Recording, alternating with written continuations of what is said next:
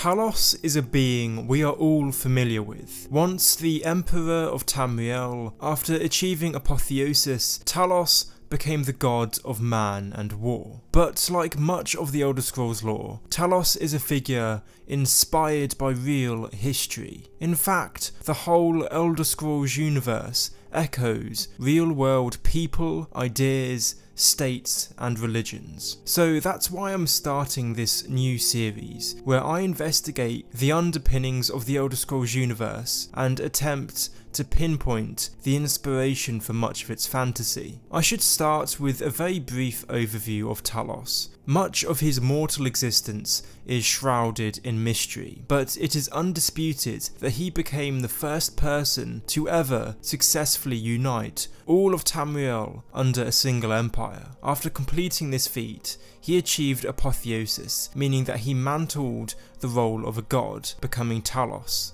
the god of man and war. Talos was probably inspired by more than one figure, as we will find out, but a clear influence on his inception must have been the first emperor of the Roman Empire, Augustus. Augustus too was one of the most effective, albeit controversial, leaders in human history. He consolidated the Roman holdings, initiating the transition from a divided Roman Republic into the allied Roman Empire. From his influence, the Roman world was free from large-scale conflict for more than 200 years, not counting the Roman expansion into Egypt, Africa and Hispania under his rule. Like Talos when he was a man, Augustus was a first emperor who brought about peace through consolidating territory and eliminating opposition. In this case, this mostly meant subjugating the Senate. There's also the fact that Augustus was deified by posterity. He too was considered a god.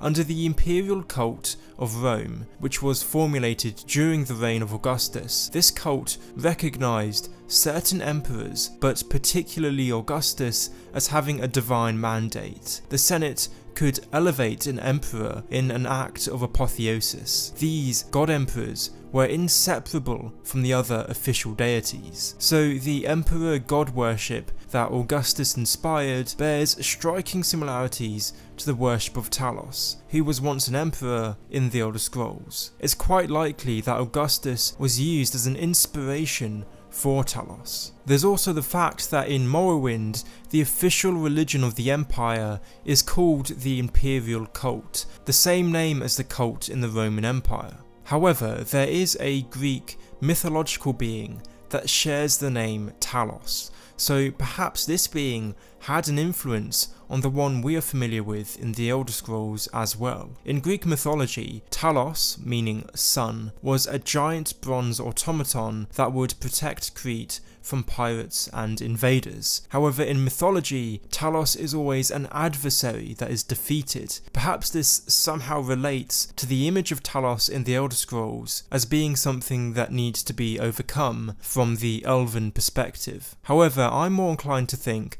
that Augustus was a greater inspiration on Talos, but I also think that it would be a bit stupid not to consider those beings named Talos in human mythology. I mean, to be fair, the Greek Talos bears a resemblance, in terms of being this large metal being, to the Numidium in the Elder Scrolls, which was this brass construct utilised by Talos to dominate Tamriel. So maybe Talos in Greek mythology inspired the Numidium. But whilst Talos in the Elder Scrolls may have underpinnings in the real world in the form of Augustus, it's still true to say that the Talos in the Elder Scrolls is completely unique and a complex figure in his own right. It would be incorrect to assume that the lore writers were simply copying concepts from history. I think it's more true to say that history has merely served as an inspiration.